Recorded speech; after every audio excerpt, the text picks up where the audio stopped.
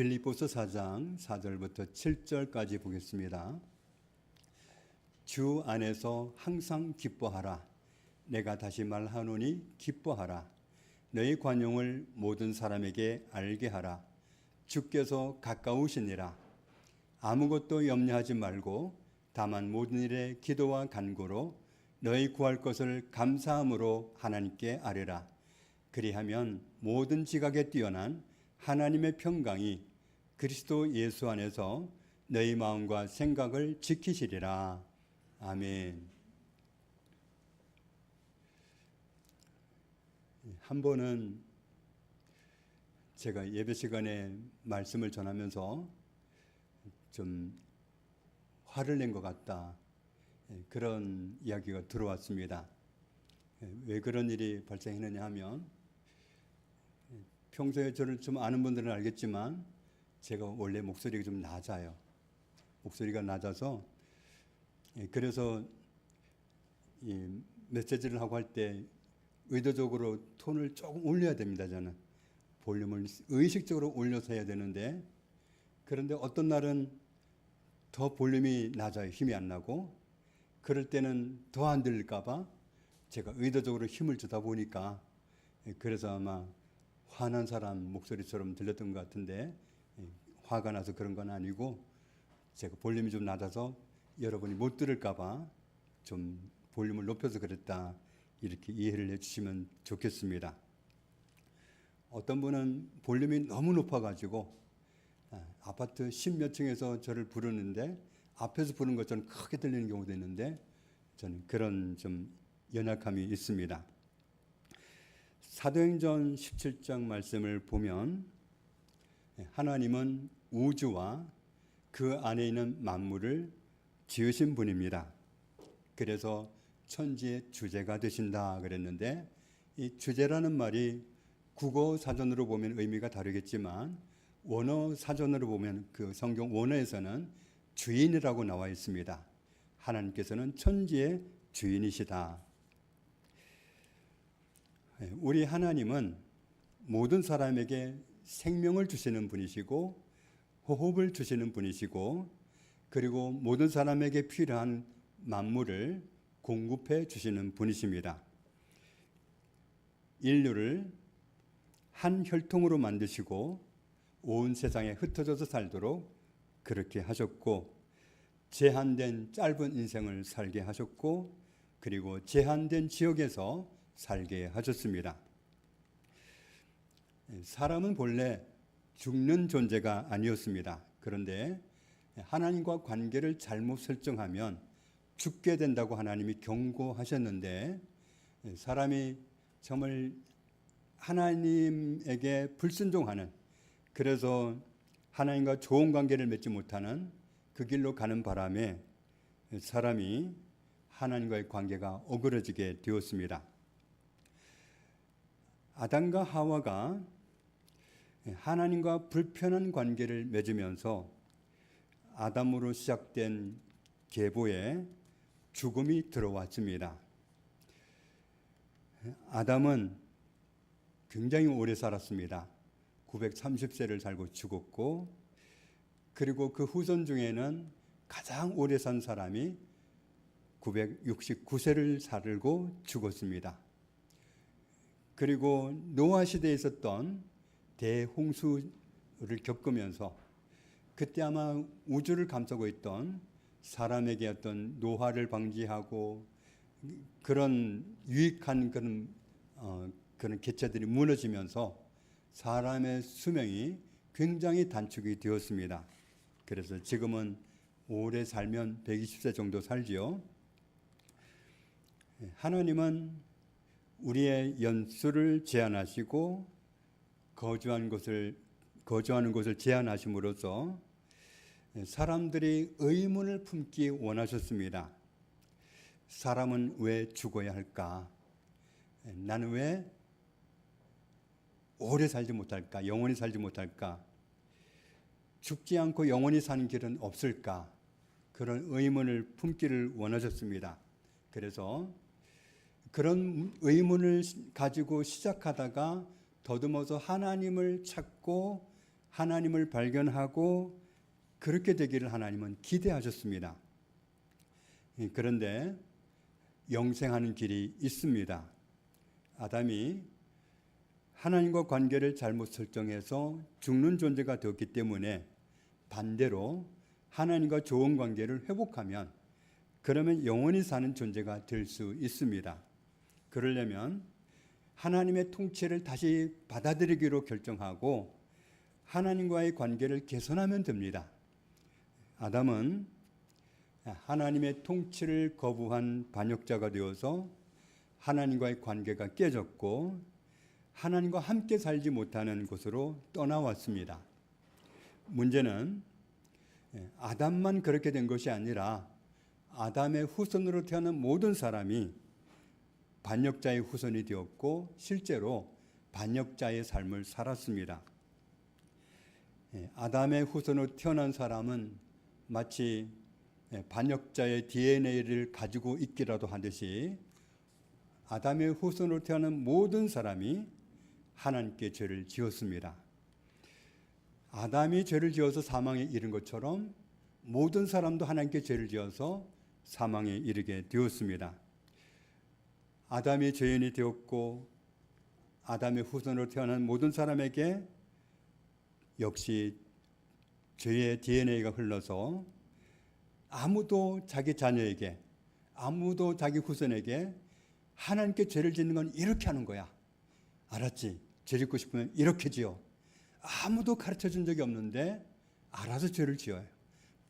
거의 본능적으로 죄를 짓습니다.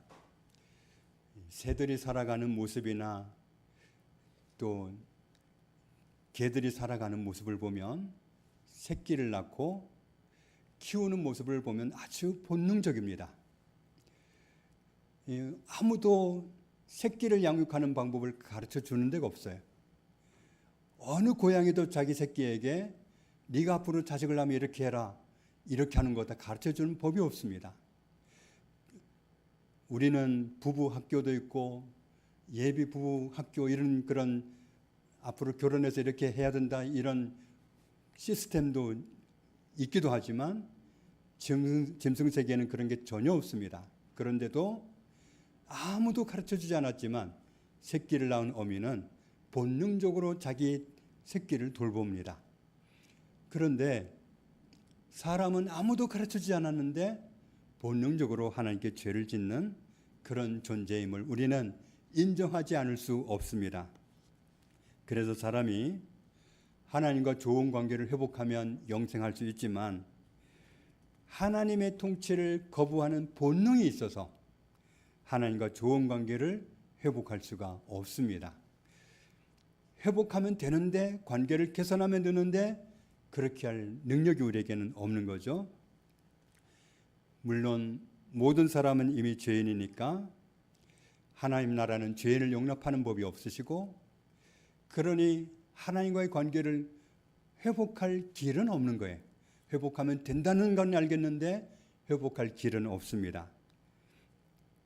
우리가 하나님과의 관계를 회복하면 살 수 있는데 회복했으면 좋겠는데 그런 대대하는 그런 시절이 꽤 있었을 것 같습니다.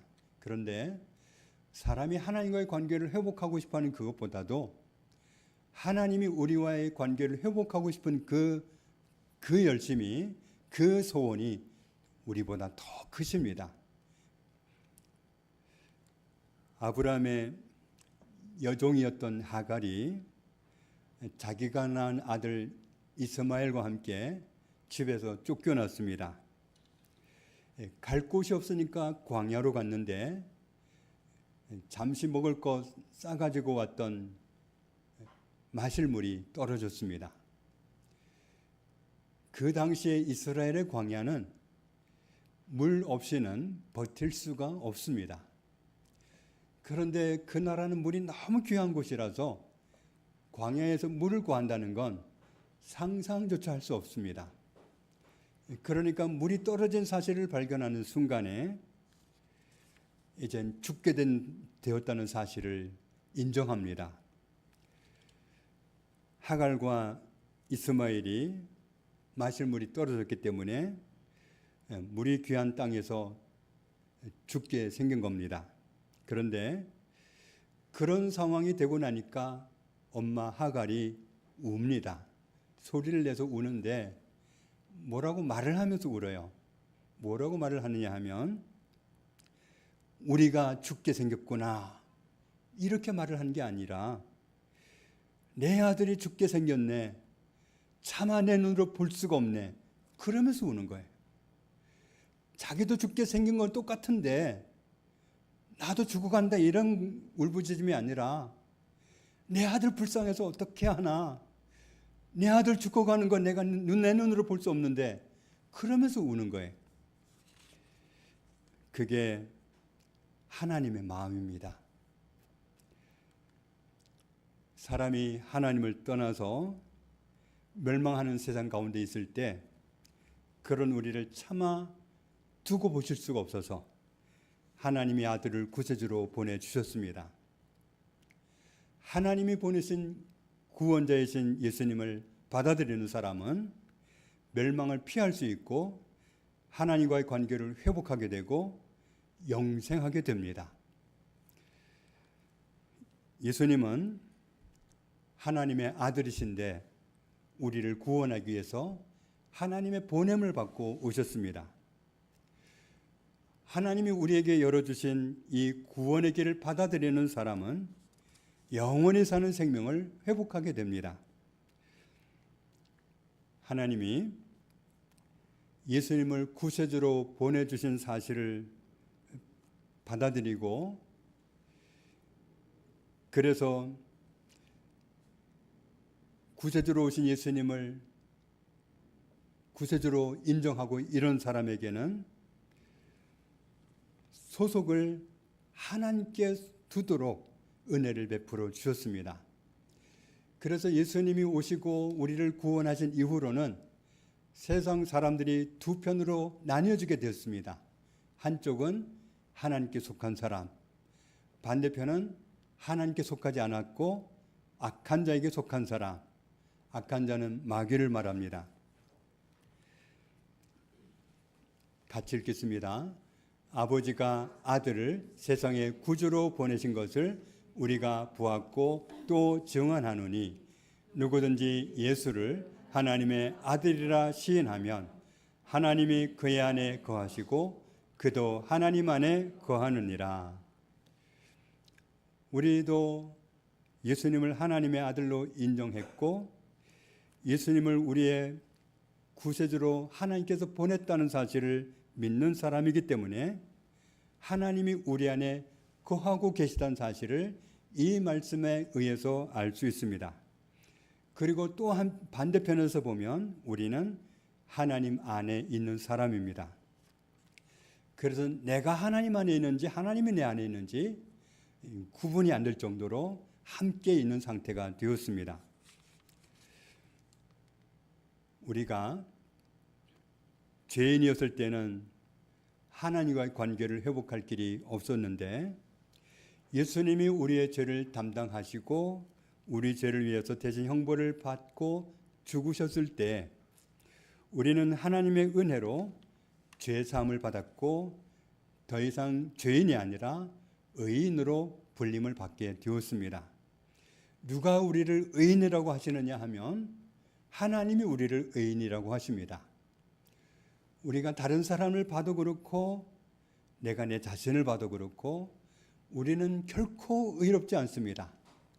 우리는 아직도 연약하고 아직도 허물투성이고 아직도 실수하고 앞으로도 얼마든지 그럴 수밖에 없습니다.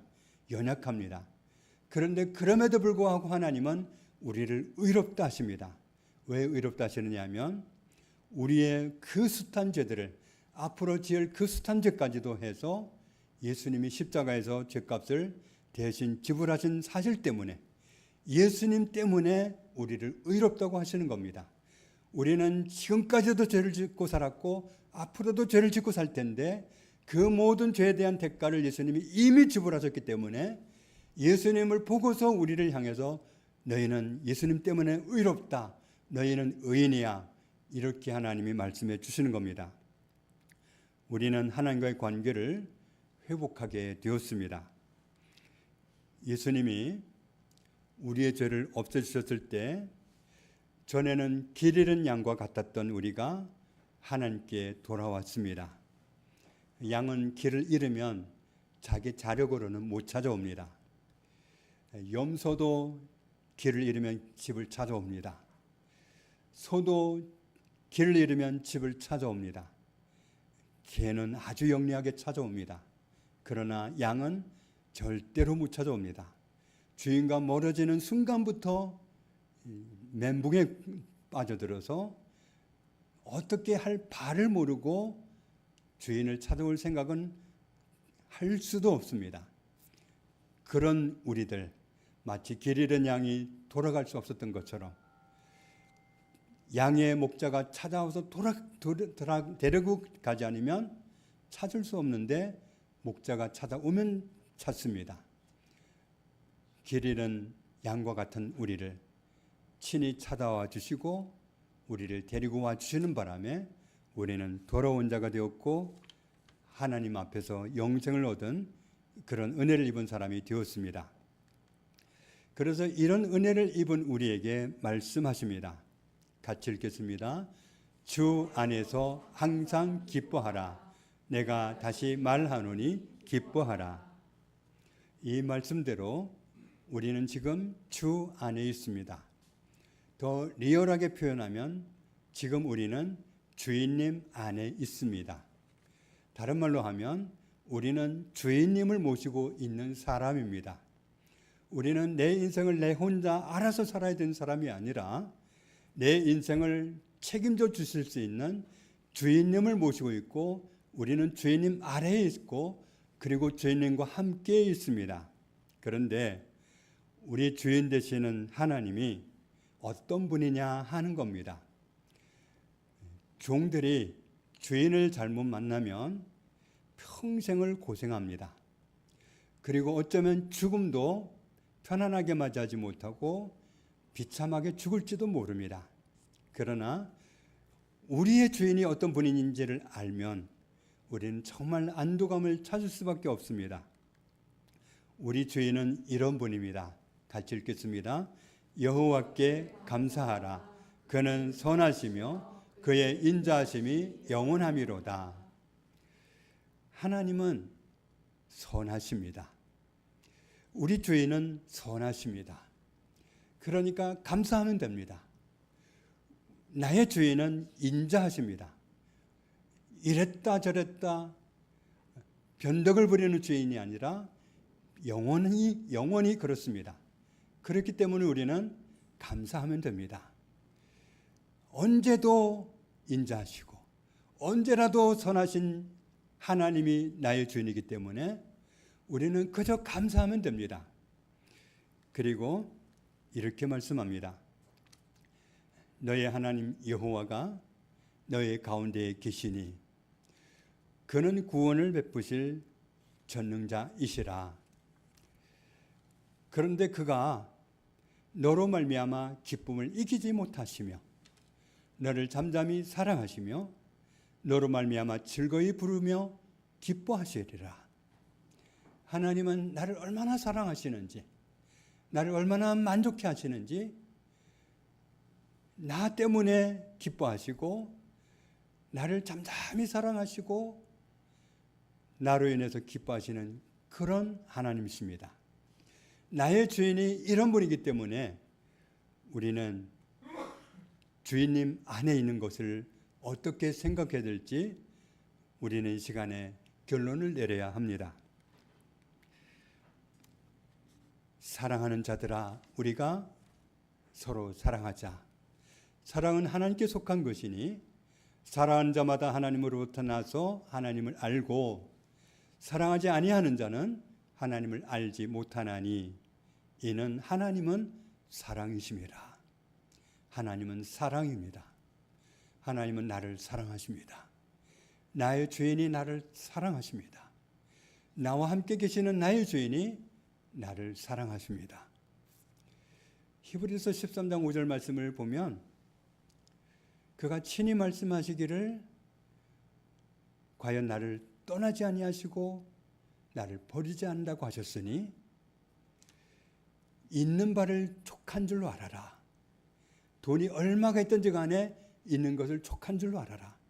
얼마가 있어도 상관이 없다는 거예요. 없어도 상관이 없다는 거예요. 내 수중에 얼마가 있느냐가 문제가 아니라는 거예요. 나의 하나님이 모든 것을 갖고 계시고 나의 하나님이 모든 것을 공급하시는 분인데 그가 너를 떠나지 아니하는 분이고 그가 나를 버리지 않는 분이기 때문에 항상 계시는 분이기 때문에 얼마가 있든지 간에 있는 거 가지고 좋았다 나빴다 할 필요가 절망했다가 좋았다 그럴 필요가 없다는 거예요. 하나님은 사랑이십니다. 모든 것을 갖고 계시고 나에게 얼마든지 주실 수 있는 하나님이 나를 사랑하시는 하나님이십니다. 그러니까 우리의 주인 되시는 하나님은 가장 선하시고 가장 인자하시고 한도 끝도 없이 우리를 사랑하시는 분이십니다. 죄인이 못마땅하다면, 죄인이 무능하다면, 죄인이 많이 갖고 있다고 하더라도 움켜잡는 분이면 불평불만도 할 법하지만 그런 분이 아니라 주기를 원하신 분이기 때문에, 그리고 우리 주인님은 가장 선하신 분입니다. 그렇기 때문에 우리는 주인님과 함께 있는 것 때문에 우리는 기뻐할 수 있다고 말씀하시는 겁니다. 우리를 사랑하시는 하나님은 우리를 사랑하는 게 너무도 커서 우리의 허물을 문제 삼지 않은 분입니다. 우리는 형제의 허물이 잘 보이지만 부모는 자식의 허물을 잘 못 봅니다. 자식의 허물을 본다고 하더라도 쉽게 넘겨요. 자식의 허물을 본다고 하더라도 때로는 힘들 때도 있지만 넘깁니다. 그런데 하나님은 우리의 허물을 문제 삼지 않으신 분입니다. 우리를 사랑하는 사랑이 너무도 커서 허물을 보는 것보다 우리를 사랑하는 사람이 너무 커서 우리의 허물을 보지 않는 분이십니다. 우리는 우리의 주인 되신 하나님으로부터 그런 사랑을 받는 존재이기 때문에 하나님은 우리도 그렇게 하기를 원하십니다. 그래서 우리가 사람 앞에 서면 사람의 허물이 보이지만 하나님 앞에 서면 언제라도 맞아, 하나님이 짝짝꿍을 해가지고 맞아, 네가 본 게 정확해, 걔는 아주 이러면서 같이 흉보거나 이런 분이 아니에요. 나를 나무래시고 품기를 바라시고 용서하기를 원하시고 관대하기를 원하시고 나는 걔도 사랑하는데 너도 좀 사랑해주면 안 되겠니? 이렇게 말씀하시고 너도 허물 있지 않니? 그러면서 우리가 함께 가기를 원하시고 서로 용서하고 관대하게 품기를 원하십니다. 우리는 형제를 사랑함으로 사망에서 옮겨 생명으로 들어간 줄 알거니와 사랑받는 건 좋아하면서 사랑받은 건 만족해하면서 사랑하지 아니하는 자는 사망에 머물러 있느니라.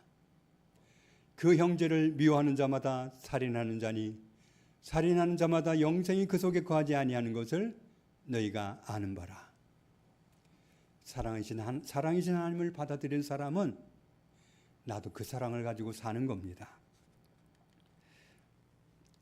주 안에서 항상 기뻐하라. 내가 다시 말하노니 기뻐하라. 우리에게 가장 선하신 하나님이 우리의 주인이십니다. 우리를 내 자신을 사랑하는 것보다 더 사랑하시는 분이 우리 주인님이십니다. 그러므로 이런 주인님 품으로 돌아와서 이런 주인님 안에서 살게 된 사람은 항상 기뻐하라. 언제나 기뻐하라. 늘 기뻐하라. 물론 우리는 기뻐할 수 없는 상황을 만납니다. 기뻐할 수 없는 환경을 만납니다. 기뻐할 수 없는 순간을 만납니다. 그런데 내가 모시고 있는 주인님 때문에, 내가 어떠한 주인 안에 있는 것, 그것 때문에 항상 언제나 늘 기뻐하라 하십니다. 우리가 이 말씀대로 항상 기뻐한다면, 언제나 기뻐한다면, 늘 기뻐한다면 우리 주인의 선하심을 인정하는 것이고 우리 주인님의 사랑을 인정하는 겁니다.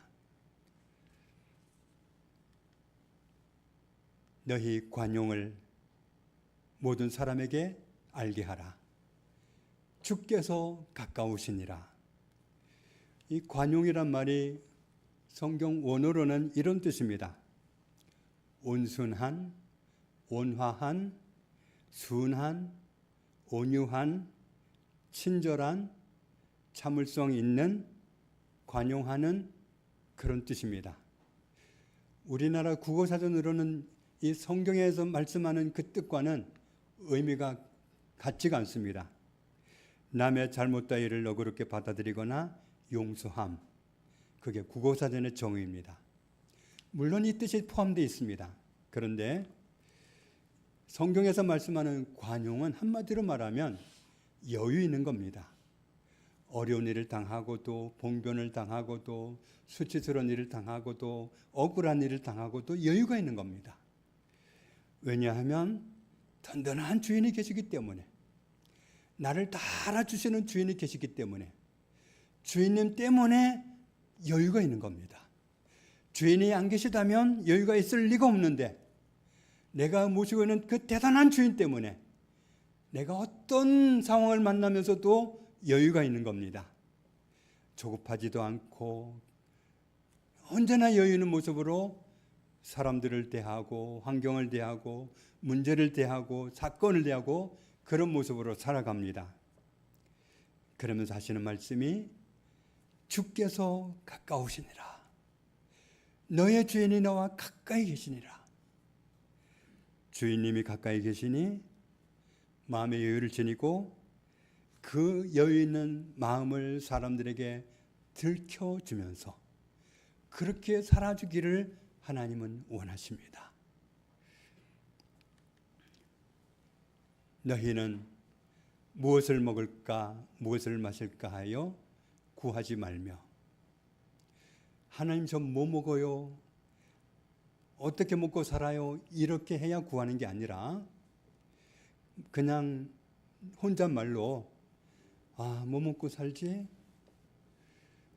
뭐 입고 살까? 이렇게 말하는 것도 구하는 거예요. 그렇게 하지 말고, 그런 말 하지 말고 근심하지도 말라. 입을 게 없는데요? 마실 게 없는데, 먹을 게 없는데요? 근심하지도 말라. 같이 읽습니다. 이 모든 것은 세상 백성들이 구하는 것이라. 너희 아버지께서는 이런 것이 너희에게 있어야 할 것을 아시느니라. 너희 아버지께서는 이러한 것이 너희에게 있어야 할 것을 아시느니라.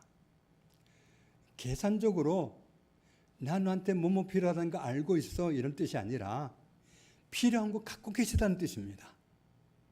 얼마든지 줄 수 있는 걸 갖고 계시다, 이 말씀입니다. 그러면서 다만 너희는 그의 나라를 구하라. 그리하면 이런 것들을 너희에게 더하시리라. 하나님의 나라를 구하라. 하나님의 통치를 온전히 누리기를 구하라. 내가 어떻게 하면 하나님의 통치를 완벽하게 누릴까요? 어떻게 하면 내 마음대로 살지 않고 내 욕심대로 살지 않고 하나님의 통치를 온전히 누리고 살까요? 혼잣말로 그렇게 하고 기도하기를 그렇게 하고 그렇게 하라는 거예요. 우리 자신이 하나님의 통치를 받아들이고 살기 위해서 통치해 주시기를 바라면서 가장 선하신 주인님 안에서 살게 하신 그 하나님의 은혜를 온전히 누리기 위해서 이렇게 살라고 말씀하십니다. 그러면서 우리에게 당부하신 말씀이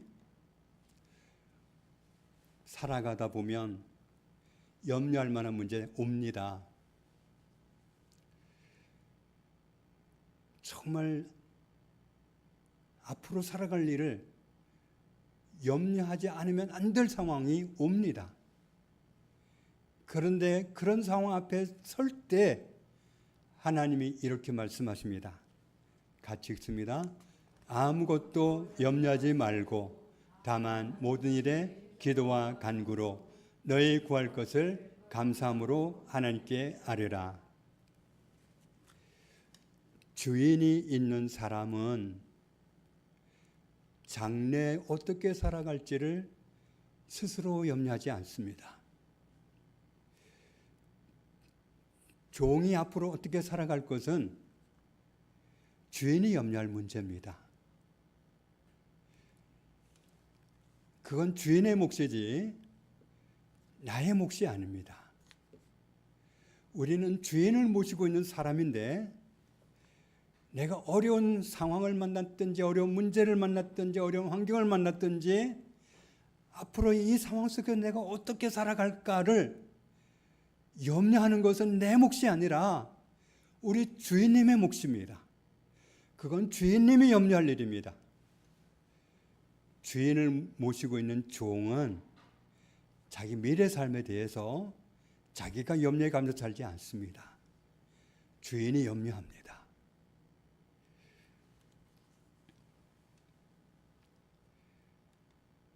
우리의 무기는 우리의 주인입니다. 우리의 무기는 우리 주인의 능력입니다. 우리의 싸우는 무기는 육신에 속한 것이 아니다. 어떤 세상적인 백그라운드가 없어도 괜찮다. 어떤 문제를 해결할 수 있는 어마어마한 돈 없어도 괜찮다. 어떠한 것도 무너뜨리는 하나님의 능력이 우리에게 있습니다. 하나님의 능력이면 됩니다. 우리는 하나님의 능력으로 살 사람들이지 주인의 능력으로 살 사람들이지 내 능력으로 종이면서 내 능력으로 살아갈 그런 존재들이 아닙니다. 염려는 주인이 할 일입니다. 그런데 우리 주인님은 염려할 일이 전혀 없으신 전능하신 분이십니다. 그런 막강한 주인을 모시고 살게 된 우리가 어떻게 살아야 되느냐 하면 어떤 문제를 당하고서도 어떤 예측되는 문제 앞에서도 염려하지 말아라. 전능하신 하나님의 자녀이고 전능자가 우리 주인이기 때문에 아무것도 염려하지 말아라. 그건 네가 염려할 문제가 아니다. 우리가 염려하는 건 주인을 무시하는 겁니다. 내가 염려하는 건 내가 주인을 무시하는 겁니다. 내가 내 인생이라고, 내가 내 인생의 주인이라고 그렇게 고집부리는 거나 똑같습니다. 하나님이 주인님이시라고요? 내 인생 내가 알아서 해야죠 뭐. 너무 염려하지 마세요. 제가 염려할게요. 이러는 거나 똑같은 거예요. 주인이 알아서 하겠다는데 이 말씀을 못 믿고 못 받아들이고 우리가 염려한다면 주인님을 무시하는 겁니다. 이제는 염려할 만한 상황을 만날 때 염려하지 말고 다만 모든 일을 가지고 기도하고 간구하기를 해라. 그때에 우리는 뭘 해야 되냐면 하나님께 기도하는데 마음 바탕이 뭐냐면 어떻게 할까? 주인이 해결을 안 해주시면 어떻게 할까? 혹시라도 안 들으시면 어떻게 할까? 이런 조만 마음이 아니라 주인이 알아서 하실 거기 때문에 감사함으로 하나님께 아뢰라. 감사함으로 너희 구할 것을 하나님께 아뢰라.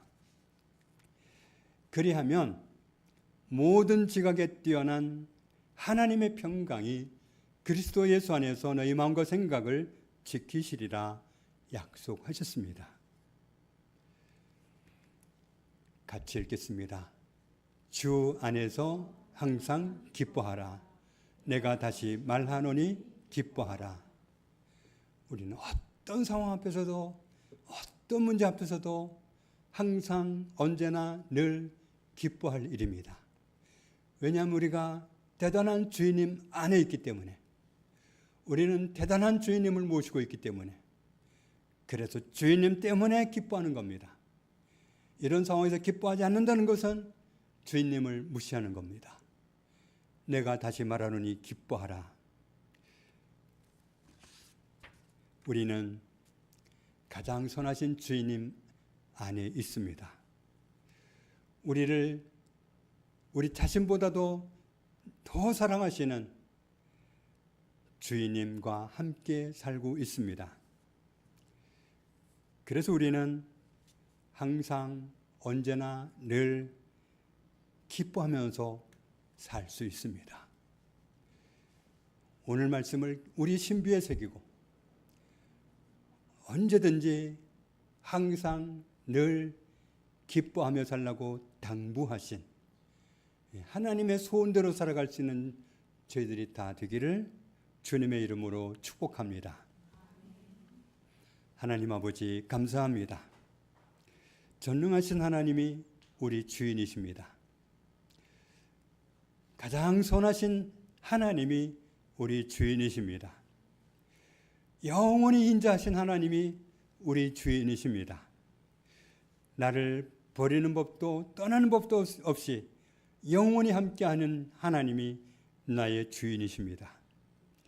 이런 막강한 주인님을 모시고 있는 사람으로서 어떤 상황 앞에 있든지 어떤 문제 앞에 서든지 항상 기뻐하라, 언제나 기뻐하라, 늘 기뻐하라 하신 말씀 우리 신비에 새기고 이 말씀에 순종하고 살아가기 원합니다.